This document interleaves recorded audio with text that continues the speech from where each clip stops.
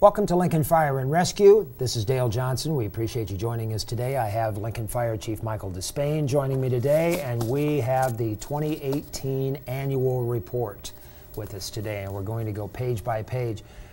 And I hope you can realize the magnitude of what we will talk about here, because a lot of departments around the country don't have the challenges and the accomplishments and the wherewithal to be able to provide you with the service that you want, at the speed that you want, at the cost that you want. And we're going to talk about all of those things today as we dig into Lincoln Fire and Rescue and the 2018 report. Chief, thank you very much for coming in. Always a pleasure to be here. Appreciate it.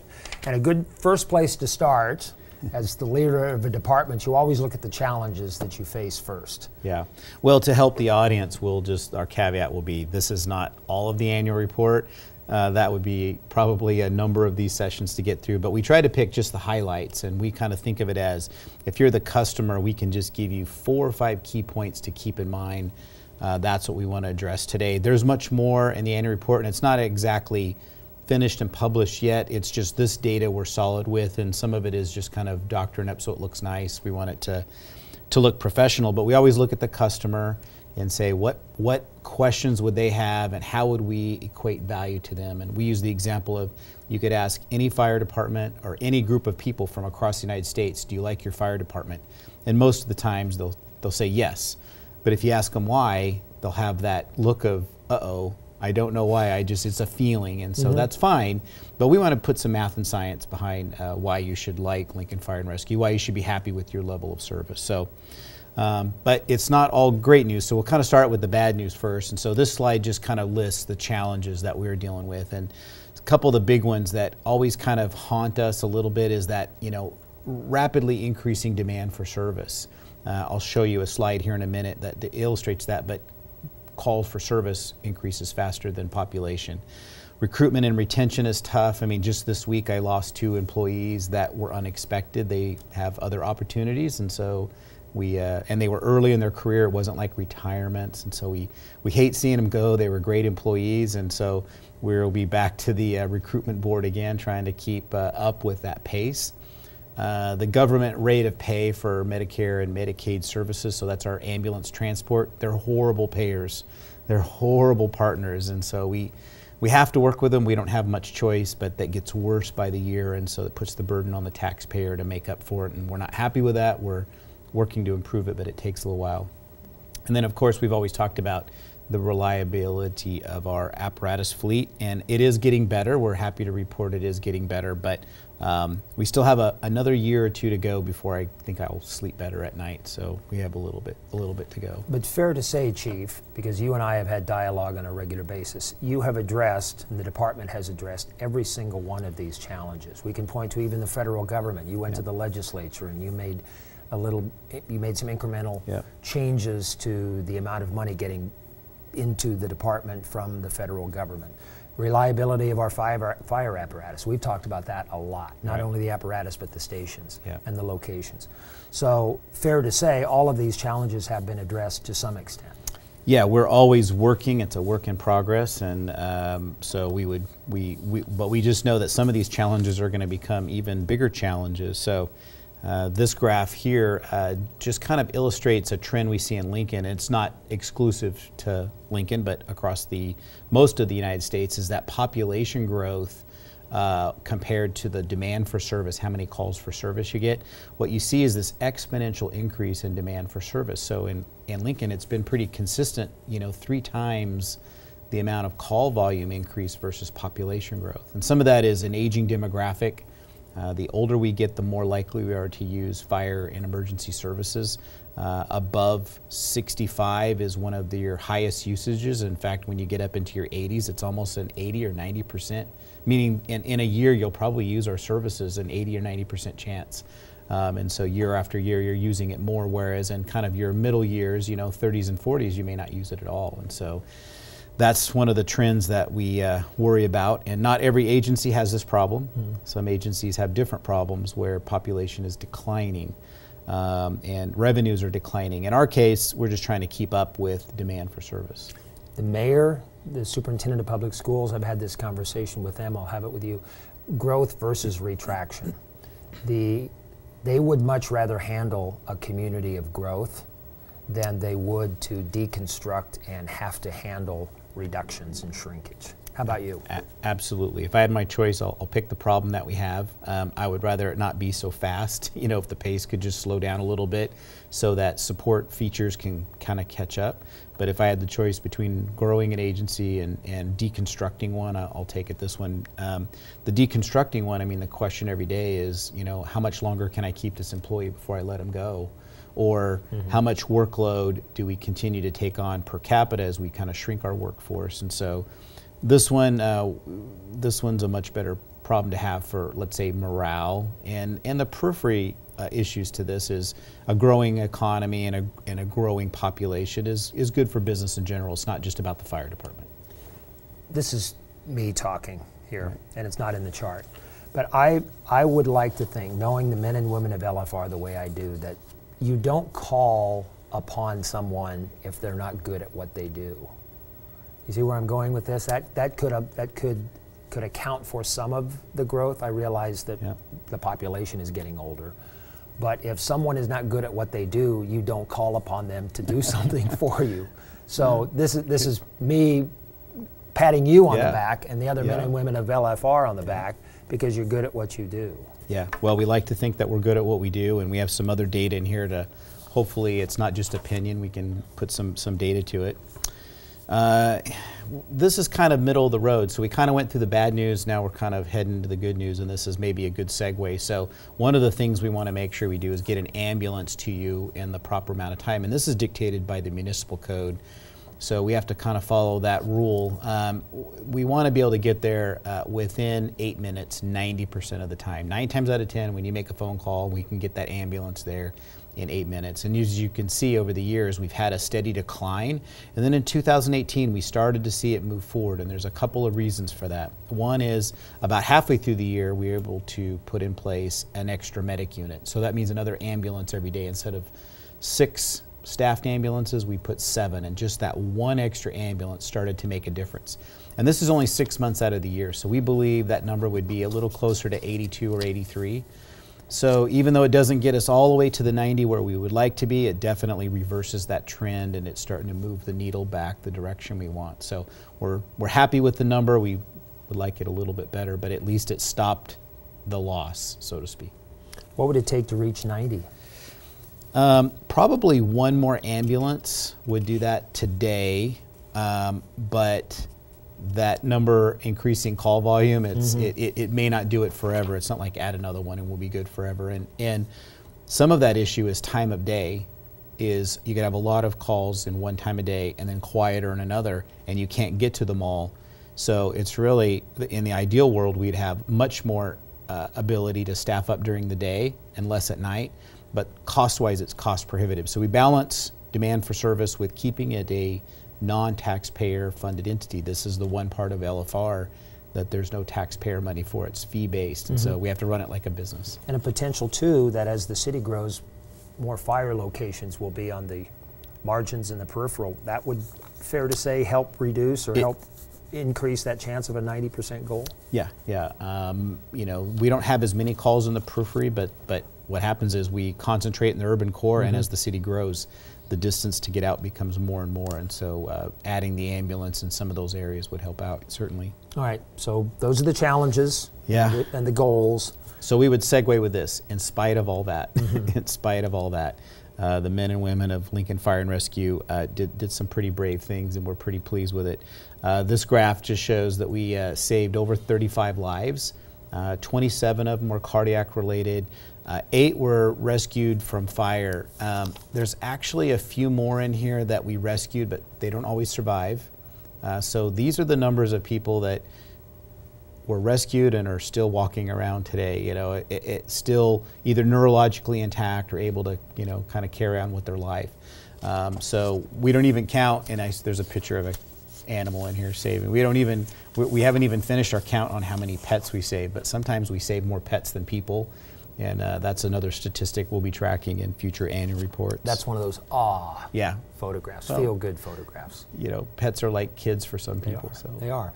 We started by looking at the challenges, and the first one, the rapidly increased demand for service. But in the accomplishments, on the accomplishment side of things, you have improved response times. Yeah, we did see response times improve a little bit in the ambulance and as well as our fire response. Some of it, though, was just infrastructure changes. Some of it was call type, going a little slower to calls that aren't as important and faster to calls that are. But the big one is, an example would be, we just opened up a new fire station 11, and in this picture here you can see kind of a nice rendering of the station a couple months after it was opened up. And so when that station opened up, it improved response times by at least a minute, maybe 2, for everybody in that area. So if you live out kind of northwest of the airport off Adams and Northwest 48, that you've got just tremendously better response times.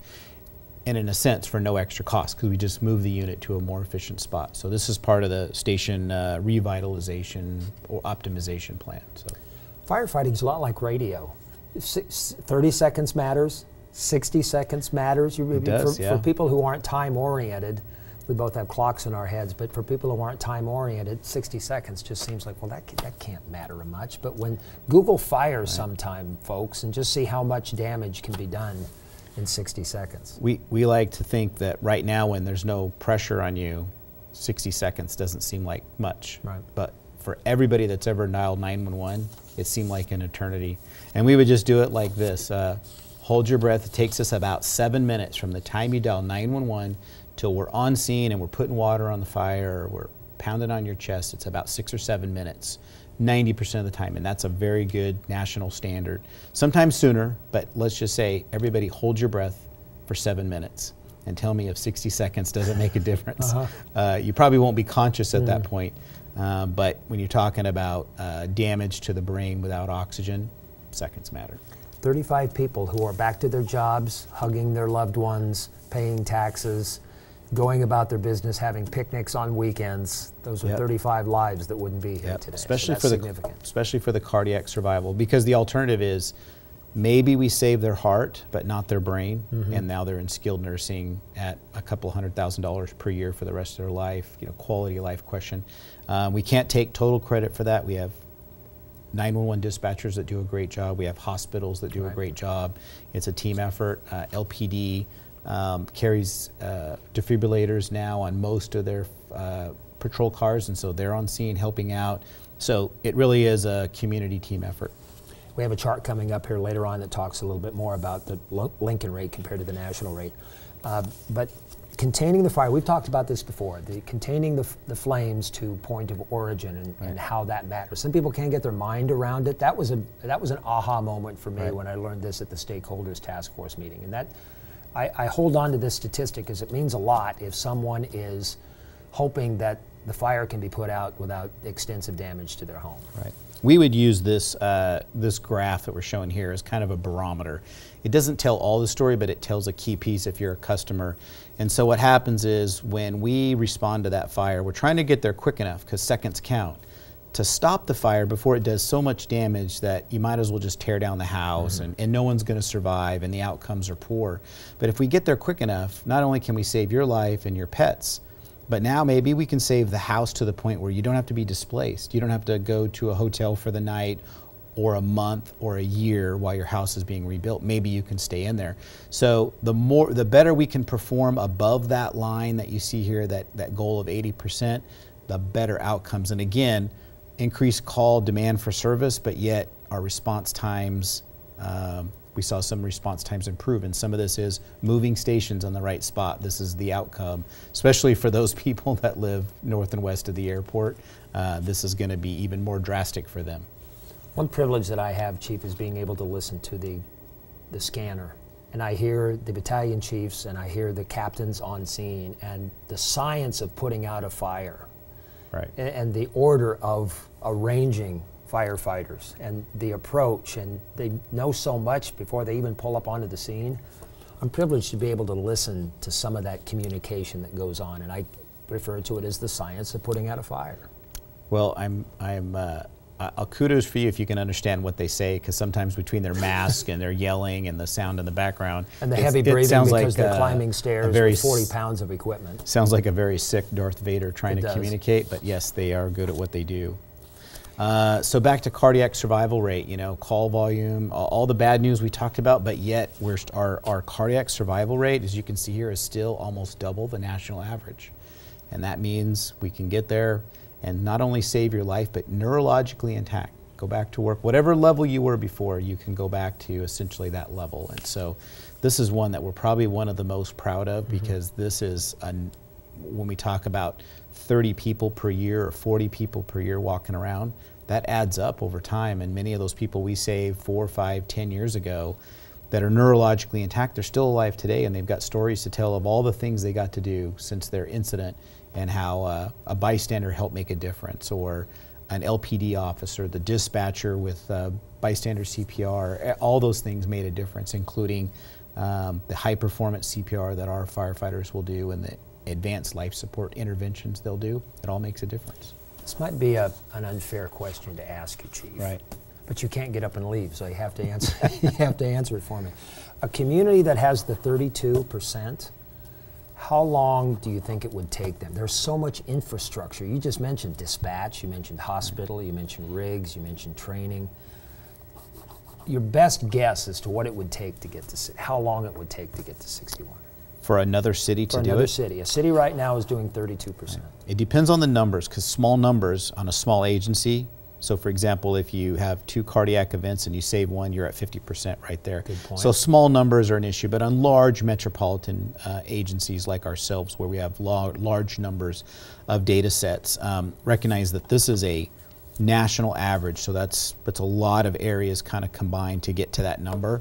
But every agency can do exactly what we did, and that was just make a concerted effort to follow a 10 or 12 step process that outlines steps to take to improve cardiac survival.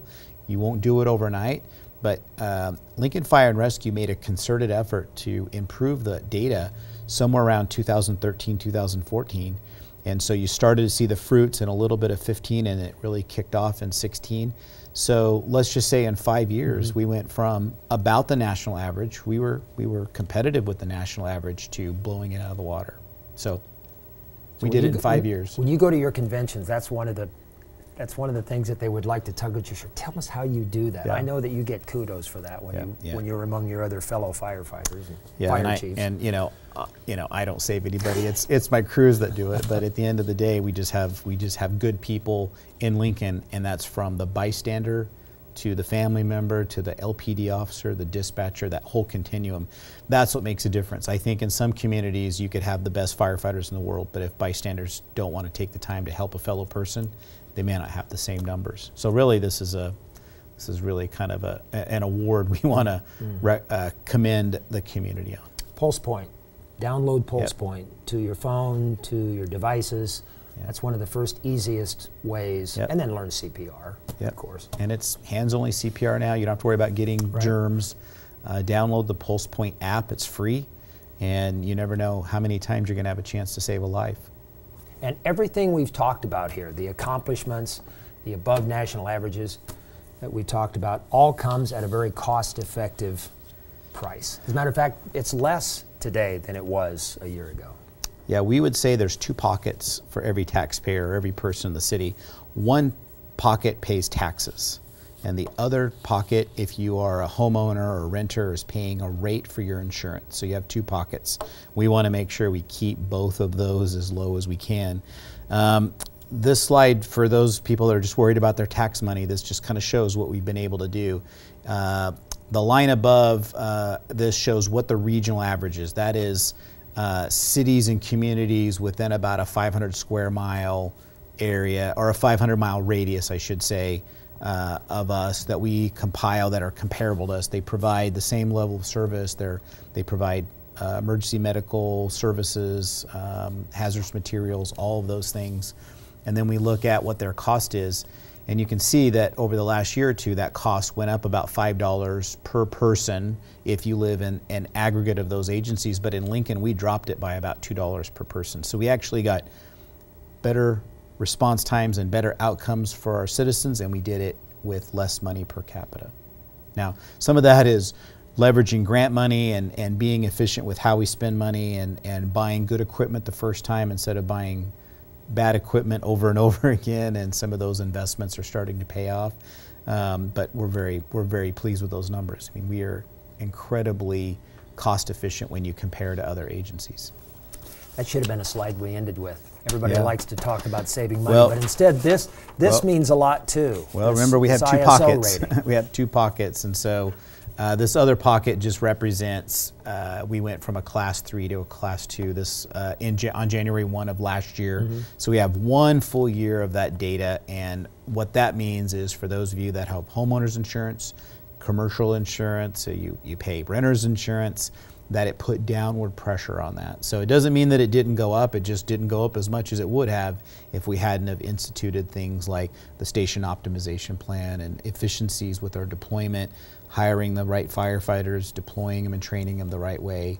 So overall, we could say we're not done with our challenges. We'll always have some challenges, but we're extremely pleased with the measurable progress that we can demonstrate to the community.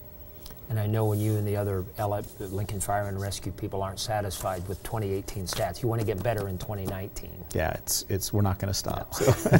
We always have new facilities to talk about, and the hiring. Let's just circle back to that. When is the next class, the next effort? Well, if it was my way, it would be yesterday. So we graduated a class the first part of January. We hired a new class February 11th, so 5 days ago we started another class. If I could hire another one, if I started recruitment again tomorrow, I would do it. But the problem is we have just oversaturated this market in terms of so many people we've recruited. So we're giving it just a little bit of time. I would suspect you'll see something in early summer as far as, notice that we're going to start recruitment applications probably in August or September. I would do it much sooner if I can, but there's just only so many people out there that want to come work here, and we keep interviewing the same group over and over again, and sometimes we need that. We're trying to address diversity issues and trying to make sure we stay on top of the number of people that we have coming in at the right intervals, so they all don't come in at once and they don't all leave at once, or promote at once, or decertify when they're allowed to do that at once. So if you, as the chief said, sometime maybe this summer, so if they're thinking about it, if someone that is thinking about it has that service heart, that ability to be able to do it, the timing is right in their life to make a career change, you can think of LFR. So there you are. You now know a little bit more about your Lincoln Fire and Rescue. We have a good system, a good service. Chief Despain and the other people in Lincoln Fire and Rescue and the emergency crew, the paramedics, are constantly out there improving themselves and improving the service, and it's all about outcomes. Thanks, Chief, for sharing that with us today. Thank you for helping us tell the story. Thanks, everybody, for joining us on LNK TV.